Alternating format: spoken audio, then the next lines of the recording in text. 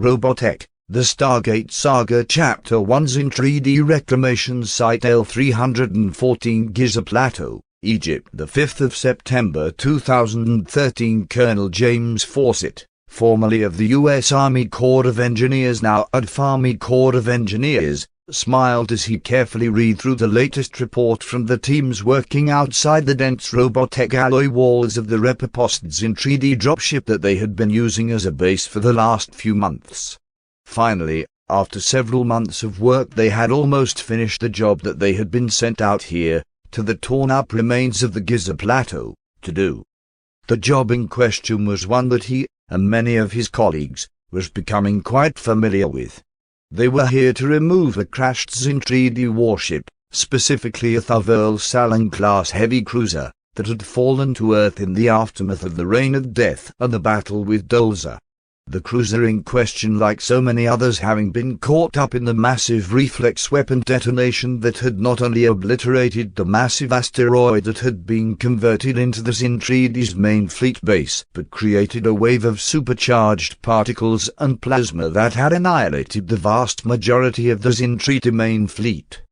The cruiser and the others that had crashed had been at the edge of the blast area, and while they had escaped utter obliteration, they had still been disabled. The crew aboard this particular vessel killed, and far, far too many of them had fallen into the gravity well of the smouldering Earth.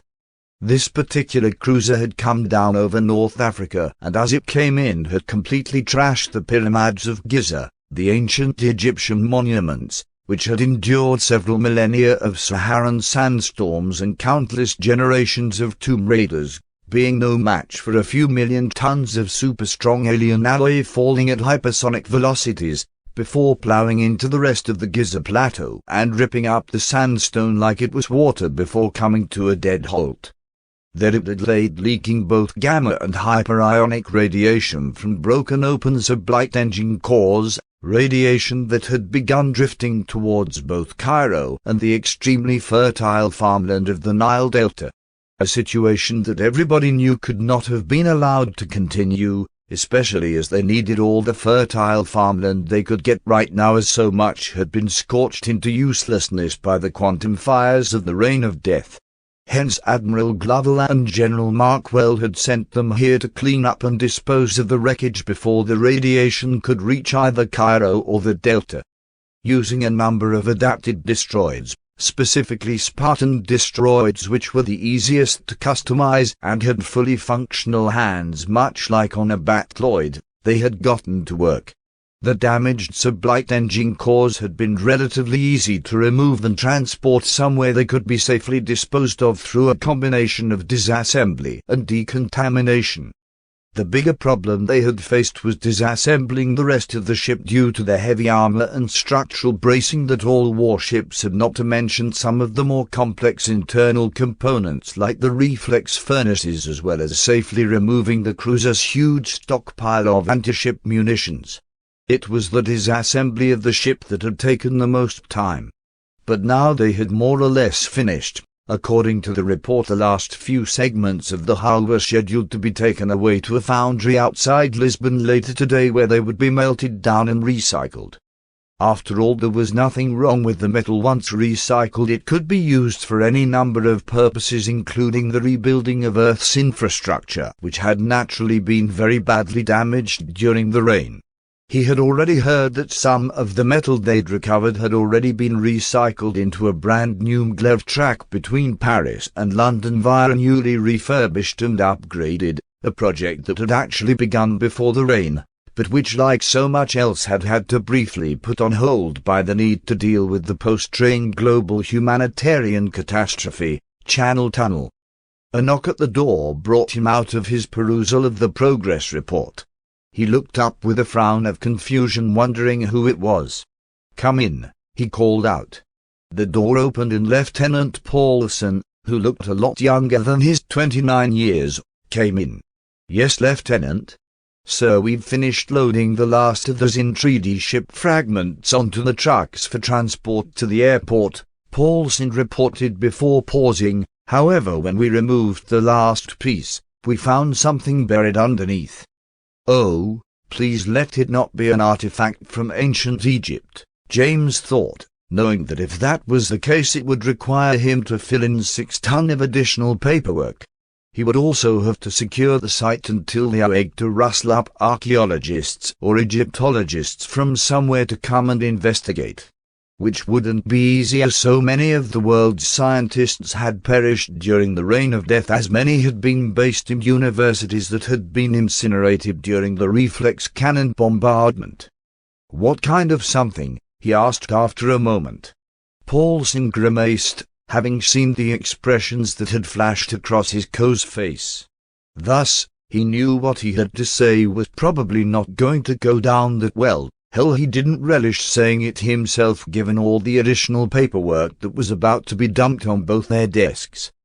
Sir, it's a series of sandstone cover stones engraved with Egyptian hieroglyphics. The cover stones are approximately several meters in diameter and have to weigh a good few thousand tons, he reported. To make matters worse, there is a huge crack running across them from where the underside of the cruiser's prow was literally pressing down on them. And that's not all. James winced. What else? He asked, knowing that the Egyptologists were not going to be that happy with that report. Not that they could blame him for it, is a few million tons of derelict Robotech warship sitting on top of the cover stones was bound to cause significant damage.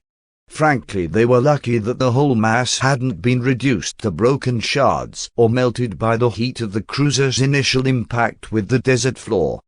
Sir, there is something buried underneath the stones, Paulson replied. The sensors on our Spartans are picking up a large metallic signature, 2 of them in fact, that does not match any material in our database. Whatever it is, it's definitely not from Earth. It's alien. How long has it been there? From the depth beneath the modern desert surface, I would say at least 6,000 years. Sir, should we attempt to recover it? No, but secure the area. We will call in some experts to help recover whatever it is, James answered. However, I want you to run a few scans through the cover stones if you can. Forward me the results as soon as you have them. Understood, sir. Dismissed, Lieutenant. Sir. United Earth Defense Command, New Macross City. 3 days later, Admiral Henry Glovell felt like he was beating his head against a brick wall as he attempted, once again, to deal with those members of the Defense Council and the United Earth government who wanted to increase controls on all planeticides in 3D, both those that were and weren't micronized. The reason that they were giving this time was the increased tensions and frustrations the aliens were exhibiting as they attempted to adapt to a life outside of constant warfare. Some of the counselors were concerned that it would lead to violence, the aliens falling back into old habits and programmed responses. Others, well, they were simply being xenophobic assholes using any excuse to try and make trouble. The former, he could understand their concerns, especially as there were rumors of Zintridi warlords out in the wastelands created by the rain who were seeking to create trouble, warlords like Hiron, Azania and someone called Zaral, and he even shared some of them to a degree. Hell, he knew that Commander Britai also had some concerns about the warlords, especially Zaral, who had been one of Dolz's most loyal and capable commanders, and Chiron, who for all his instabilities could be very charismatic when he wanted to be, hence why they had quietly begun slipping some of Britai's people, well, ones that Chiron and Zaral probably would not know to be loyal to Britai, and threw him them, among their ranks. The latter members, though, they were just arrogant, small-minded people that he had little time for. Enough, he said, looking firmly at Colonel Matthews, who was one of the leading xenophobes. The Council has already decided that imposing additional restrictions and controls on the Zintridi at this time would be counterproductive. Raising the issue at every opportunity is not going to get us to change our minds. But sir, we need to. The decision has been made. Secretary Anderson, the current WAG Secretary of Defense, who was also acting as Council Chairman, added firmly. Admiral Glovell is right in his words. The issue of additional restrictions is closed for now. Should the situation change, we may consider the matter again, but not until then. Is that understood? Yes, sir, Matthews replied, glowering slightly at being foiled once again. Damn it, didn't they see that they had to put some additional controls on this in 3D? The giants had exterminated 80% of the human race in minutes, for goodness sakes. Were they to just let them roam free so they could plot wiping out the rest of them? Still, he knew better than to push some more now, though he glared at Glover, infuriated by his cowardice in this matter only to be pointedly ignored. Right, moving on to the last item on today's agenda, Anderson said, shooting a warning glare at Matthews, having seen the way he looked at Glover. The other man obviously read the implicit warning as he winced. Then he turned his attention back to the matter at hand. General Markwell, I believe you have something to report.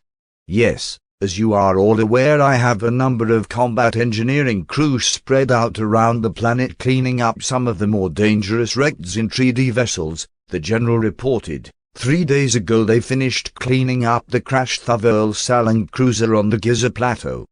As they were clearing away the last of the wreckage from the bow section, they found something underneath it. What kind of something? Anderson asked. Beneath a series of carved sandstone cover stones covered with Egyptian hieroglyphs, they discovered a large ring structure 6.7 meters in diameter and a smaller, vaguely mushroom-shaped pedestal device. Both are engraved with strange symbols and are made from a material not found on Earth, Markwell replied. I passed a copy of our scanned data to Extor to see if those in 3D could identify it from their own records. And we have, Extor answered, taking that as his cue to speak. While the purpose of the ring is unknown to us, the material that it and the pedestal device are made from are not. They are composed of a rare quasi-metallic element called naquadah. A material with some very interesting and useful properties, though its scarcity in their native galaxy has long prevented the Robotech masters from exploiting them in anything other than a limited fashion. What kind of properties are we talking about, Extor? Glover asked, curious. Naquadah is a room temperature hyperconductor as well as an energy amplifier, Extor replied. Whatever energy you put into it, you get 100 times as much energy out. In certain situations, and with certain materials, it can also be used to generate considerable amounts of energy, though not as much as a reflex furnace. Sounds highly useful, Matthews commented, even as he inwardly grimaced at having to talk to the micronized in 3D official at all. He would have much rather shot the alien bastard dead where he sat than talk to him. Unfortunately, he couldn't act on that impulse, not without signing his own death warrant anyway, as he knew full well that Glover wouldn't hesitate to have him shot or worse, turn him over to Pretai so that in 3D could slowly crush him for killing his former advisor and still close friend. It is Colonel, Extor replied, though as I said, its relative scarcity in our native galaxy has prevented the Robotech masters from exploiting it as anything other than a scientific curiosity. However, I believe the material might be far more common in this galaxy. What do you mean? Anderson asked, curious. When we were searching for the SDF-1, our forces scanned numerous star systems before our find the beams locked onto this planet, Extor explained. In almost every case we detected signatures that indicate that naquadah is likely present in system. However, since there was no protoculture signature, we did not investigate any further. Do you know if there is any more in this system? Glover asked. I'm afraid not. Once we located the SDF-1, our focus was naturally on recovering the ship and not scanning the rest of the system for resources, Extor replied. As you all know, our mission was to recover the Battle Fortress and return it to the Robotech masters, not resource acquisition. What about the ring itself and the cover stones? Anderson asked, changing the topic slightly. What are we doing about them? The ring and the cover stones have been transported to the outbase on Crete. We didn't want to, but intelligence indicated that at least one of the ISIS-backed Islamist militias that are still at large in the region was heading in the direction of Giza, so we carefully moved them, Markwell replied. We are currently attempting to find someone who can translate the hieroglyphics for us, but it's slow going.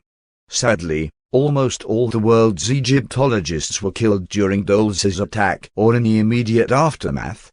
Finding one who is alive is proving difficult, though we do have a promising lead on a former Egyptologist and anthropologist, Dr. Daniel Jackson.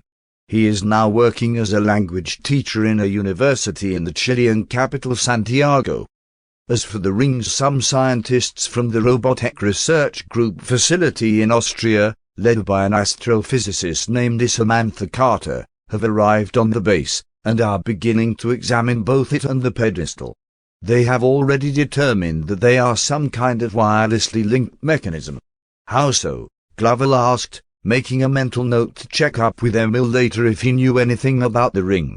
Though he was also familiar with the name Samantha Carter, the former U.S. Air Force officer turned civilian researcher had been instrumental in helping unlock the secrets of reflex furnace technology. He would also have to check his inbox for any reports on this ring device, as being the admiral of the fleet he would naturally have a copy forwarded to him. When they were unpacking the pedestal, one of the techs inadvertently touched one of the panels. Markwell answered. It lit up and the ring itself made a grinding noise. When they looked at it, they could see that the symbols are mounted on an inner ring that was rotating. It stopped beneath one of the chevron-shaped devices spaced around the ring, which made a locking motion and locking in place. Extor frowned. That's strange. Have you compared the symbols to anything? He asked. We have. They appear to be stylized representations of various constellations, though why we still do not know.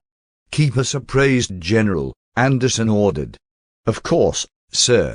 Is there any other business? Anderson said, glancing around to see if anyone else had something that they wished to bring before the council. There was nothing. Then this meeting of the Defense Council is officially adjourned. Good evening, gentlemen and ladies. I will see you all at next week's meeting. With the official end of the meeting, everyone picked up their tablet computers and stood before starting to make their way out of the room. General Markwell quickly moved to speak with Admiral Glover before the Russian man could leave the room. Thankfully, Glover seemed to realize that he wanted something, so he stood back to wait for him. General Markwell, is there something I can help you with? Glover asked. Something to do with the ring? Yes, sir, there is, Markwell answered. As I said in the meeting, we have located Dr. Jackson in Santiago. However, I need your help to contact him. I would send someone myself, but doing so would mean you would have to deal with General Leonard, and he would certainly want something in return and make you jump through far too many bureaucratic hoops while sending one of his own people to seek out Dr. Jackson, Glover finished, knowing Anatole Leonard of old. Thus, he knew the power plays that he liked to get up to whenever he thought he could get away with it, and being the senior UDF officer in South America, he tended to treat the region somewhat as his own personal fiefdom. Thus, he would argue and frustrate almost anyone who asked for something from him or his region, well, unless that was someone like him. While Leonard would argue with Markwell, he wouldn't dare argue with him or do anything to get in his way. He knew where far too many of the other man's skeletons were buried for him to do that. Yes. Send me all the information you have on the ring and some of the images of the hieroglyphs. I'll send one of my old command crew down to Santiago to recruit Dr. Jackson, Glover said, already working out just who he would send to accomplish the mission of recruiting the former Egyptologist. While Anatole would still outrank whoever he sent, he knew full well that the other man wouldn't dare do anything to interfere with them or their mission. To do so would risk a confrontation with him, and that would be the last thing that Leonard would want. Thank you. I'll make sure it's sent to you as soon as I get back to my office. You're welcome, Glover replied, prompting the other officer to smile, nod, and walk away to return to his office to make the appropriate arrangement. Glover was about to leave himself when Extor came up to him. Yes, Extor. Admiral, based on the discussion that has just been had, do you want me to speak with Lord Bretai? Extor asked, and request a more detailed scan of both the planet and the system in general. To search for more of this Naquada mineral? Glover asked. The micronized Zin treaty nodded in response. Glovel considered that for a moment. This Naquada did sound like it was a highly useful material. If they could find more of it, not to mention figure out what the hell the ring and the pedestal actually did, then it could help them a lot. They wouldn't have to rely so much on the protoculture they were recovering from the wreckage of the Zintridi main fleet to power their technology, especially the technology that was helping them with planetary regeneration like the atmospheric filtration towers and soil regenerators. Very well, asked Britai if he wouldn't mind doing it, he said at last. And while we are here, has there been any word from our spies? Very little at the moment, otherwise I would have mentioned it during the meeting, Extor replied. I do know that Kazan has successfully integrated himself with Saral's group, and Azum has done the same with Kirome's group. The fact that we arranged for both of them to have received training in maintenance and repair of battle mecha has helped considerably there.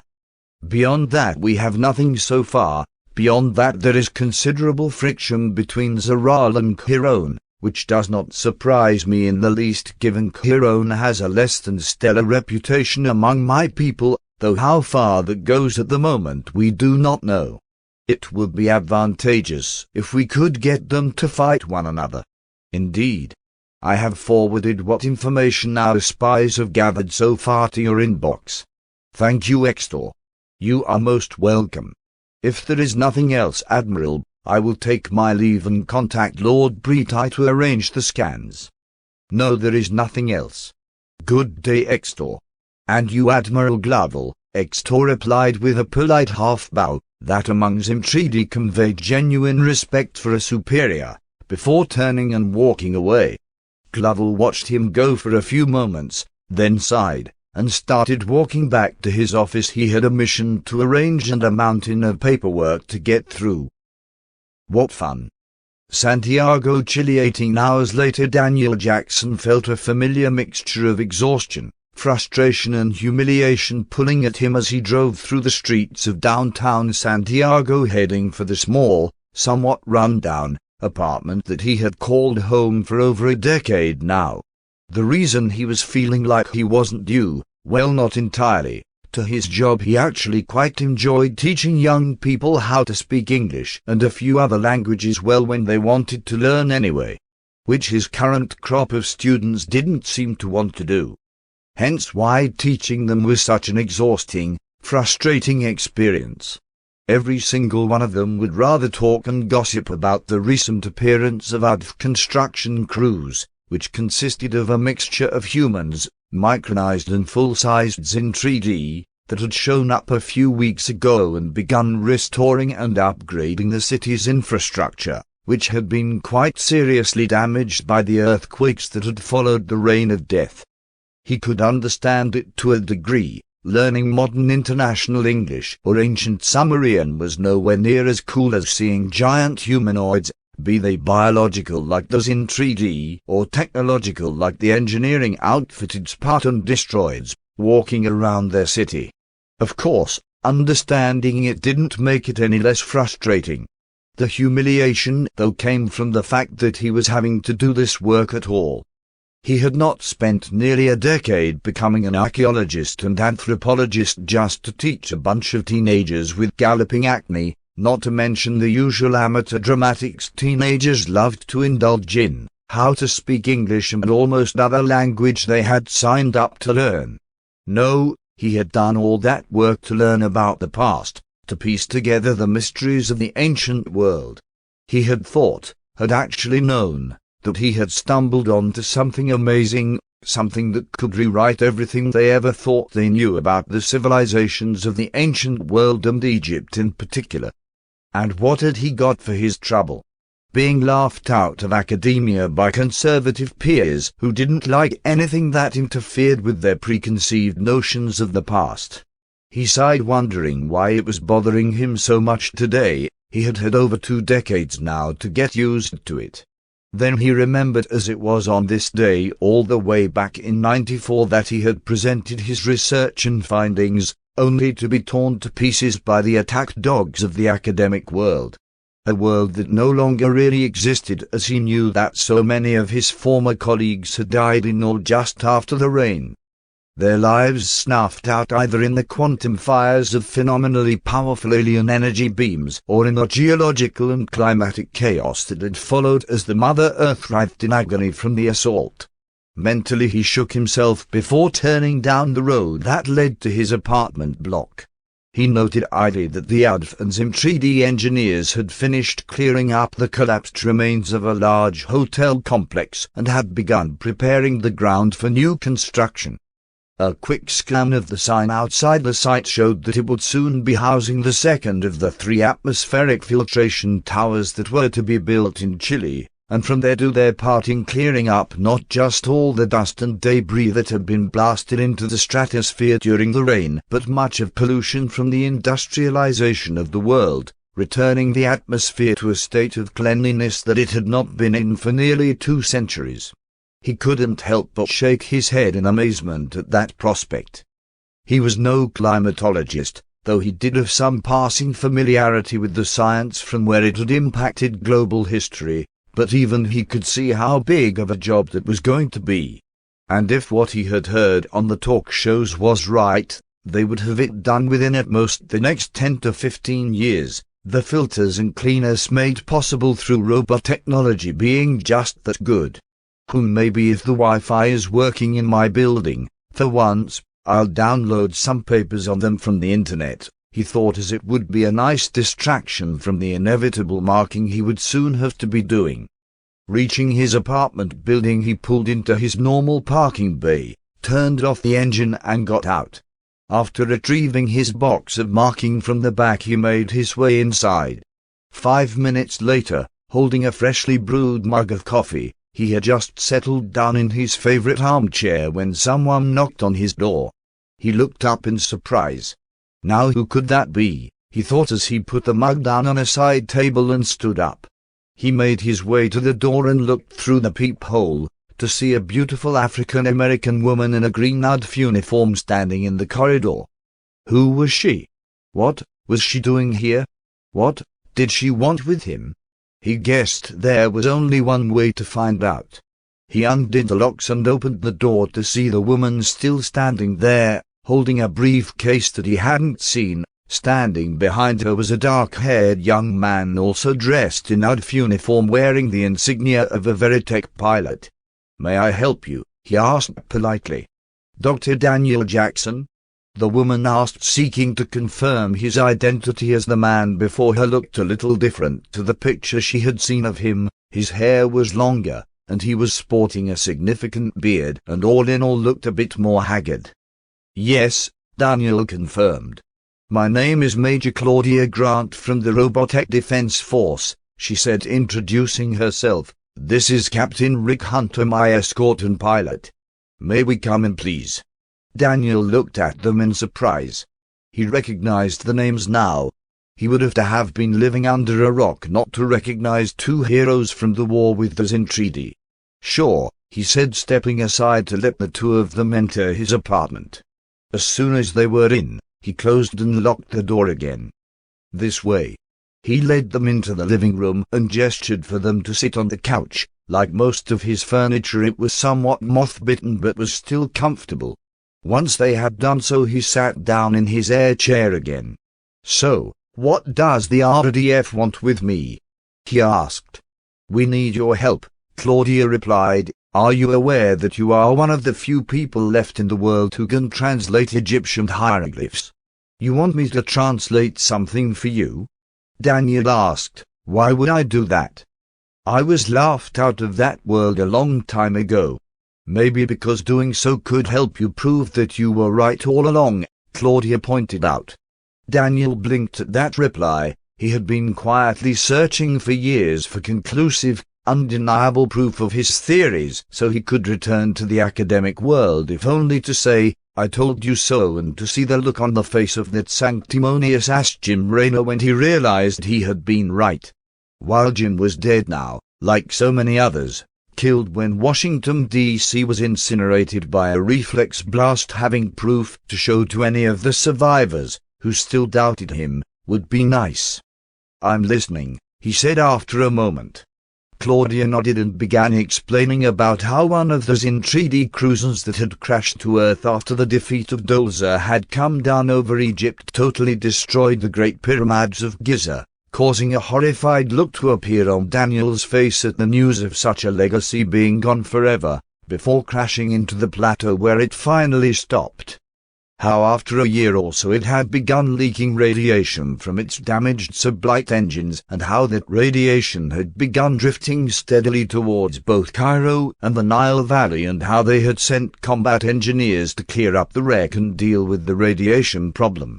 "Thank God you stopped it," Daniel commented, knowing how many people lived in the 4-millennia-old city and how vital a farmland the Nile Delta was. "But what does this have to do with me and my theories?" "I was just getting to that," Claudia replied. As they finished clearing away the remains of the cruiser for recycling, they found something buried beneath it. Something that has been buried beneath the sandstone of the Giza Plateau for over 6,000 years. Daniel's eyes widened. "What?" he breathed, shocked and amazed. "What did they find?" They found a series of sandstone cover stone tablets circular approximately several meters in diameter. They were covered in Egyptian hieroglyphs from the Old Kingdom era. What was buried beneath them? Well, that is classified at the moment. The Old Kingdom, Daniel breathed amazed. Recovering anything from ancient Egypt was remarkable, but from something so long ago, from when the Great Pyramids themselves were built, was even more astonishing. "I take it that it is those hieroglyphics that you wish for me to translate. Though how does that connect to my theories?" "That's the classified part of things at the moment, Dr. Jackson," Rick said calmly, even as Claudia opened the briefcase she was carrying and extracted a file. "This file contains a few images of some of the hieroglyphs," Claudia said, offering it to him. Almost reverently Daniel accepted the file from her and, after a glance for permission, he opened the file and saw 3 of the highest quality photographs that he had ever seen. Each showed a single hieroglyph that he carefully read and translated, feeling his old passion for the subject come to the fore. "Well, this first one says sealed, the second translates to all time, and the third says Ra," he said at last, intrigued as all 3 were clearly part of a single statement. He gave the African-American woman an impressed look. They had given him just enough information in these images to whet his appetite to know more about what was written on the recovered cover stones. "Okay, you've got me. I'll come with you to translate the rest of the hieroglyphs for you," he said at last. "Though what about my job here?" "You need not give it up," Claudia answered. "The United Earth Government and United Earth Defense Forces are quite prepared to negotiate with your employers for use of your services. I believe that the school is currently quite strapped for cash, as well as having to use very antiquated technologies." That's an understatement, Daniel thought, knowing how run down many of the buildings on the campus were becoming because the school just didn't have the financial resources to maintain them properly. Plus, the technology they had was getting increasingly antiquated, with computers that barely ran even the most basic modern software because they were so old. Heck, they were still using blackboards and chalk for writing in sometimes quite drafty classroom, not interactive smart screens, and definitely no holograms. The promise of a huge cash injection from the UEG, plus a possible massive building and tech upgrade, in exchange for a loan of him, would definitely be snapped up by the school authorities. "All right, if it can be arranged and if I know my students will be taken care of, then I will not hesitate to accompany you to wherever you have the cover stones." Claudia smiled.